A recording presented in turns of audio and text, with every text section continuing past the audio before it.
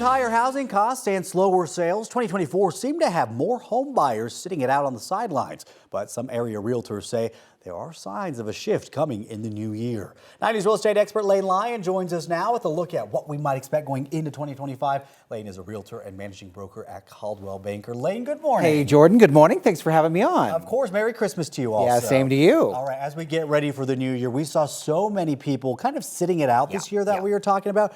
Do you think because of that we might see pent-up demand in 2025? Well, I think it's very likely. Realtors, in fact, are starting to hear from a lot of their clients. I know mine are starting to say, you know what, we're tired of waiting. We're going to jump into this. Economists at Redfin, in fact, have come out and said we, in fact, anticipate that we'll see between 2 and 9% increase in home sales next year.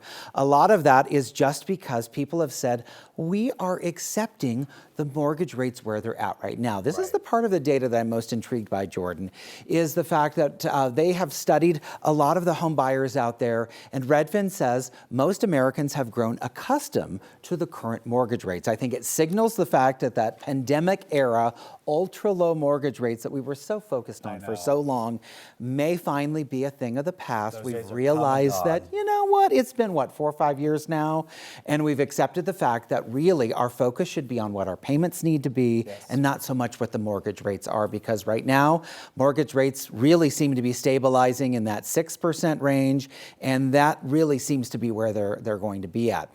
In the meantime, though, we're starting to hear from clients who say, I want to sell next year, I want to buy next year. Quite frankly, I'm tired of waiting. And that seems to be the tone with a lot of clients that we're hearing here in Denver. And Jordan, I might add that seasonally, we tend to see our spring market start to pick up here in Denver as early as January or February. I don't think it's going to be anything dramatic, but we might start to see that folks coming back to the marketplace. Understandable. And also, I mean, you've had 4 or 5 years, ample time to kind of adjust to the new prices and start to plan for that as well. And say, okay, you know, I'm ready to make this change, and I've accepted that this is where we're at. So what would you say to someone who was on the sidelines who says, you know what, now I'm looking to buy? Sure. So if you're going to need financing, I would say for sure get pre-qualified. If it's been a while since you've talked to your lender, I would say go ahead, reconnect with your lender. Those pre-qualification letters, Jordan, are usually good for about 60 days. So if it's been a couple of months, just reconnect. I would also say it's important to understand what you can afford. You know, the rates are higher, we know that, but so are taxes and interest. Insurance is what I'm trying to say. Not to scare you away, but just make sure you're factoring all that in there as well. And seek opportunities. Many of these opportunities are available now. I have to say, if you're looking for a little bit of a deal, I would say think about buying sooner than later. Because if this demand starts to come into play, those prices will likely go up, and some of those opportunities are available now. Right. You mentioned interest rates, and we've actually heard the Fed kind of indicate that there might be 2 interest rates cuts next year. Do you think, or is there any talk that maybe mortgage rates will follow? Gosh, that really is the hope, and I think that's the confusing part, is that we see the Fed making these changes, but the mortgage rates are kind of hanging out where they've been. Inflation will be the key factor on that.